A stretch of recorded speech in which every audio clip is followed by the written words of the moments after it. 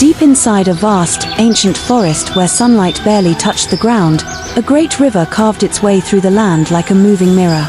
The trees stood tall and silent, their roots drinking from the dark waters, their leaves whispering warnings to anything that dared enter. From the shadows of the undergrowth emerged the mighty snake. Its body was long and thick, scales glistening like wet emeralds as it slithered toward the riverbank. Every movement was slow, deliberate. This was a ruler of the forest floor, patient and deadly. The birds above fell silent. Even the insects seemed to hold their breath. But the river was not empty. Without warning, the water exploded. A giant crocodile surged from the depths, its massive jaws snapping shut with a thunderous clap. Mud and water flew into the air as the beast dragged its armored body onto the bank.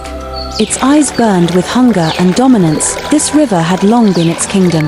The snake reared up instantly, coiling its powerful body. The air between them crackled with tension. Neither would retreat. The crocodile lunged first, jaws wide enough to crush bone. The snake dodged at the last second, wrapping its thick coils around the crocodile's torso. Trees shook as the two titans crashed into them, leaves raining down like green fire. The crocodile thrashed violently, tail smashing against rocks, trying to drag the snake back into the river where the water would give it advantage. The snake tightened its grip, muscles flexing, scales grinding against armored skin. The forest echoed with splashes, growls, and the hiss of rage. They rolled into the river together.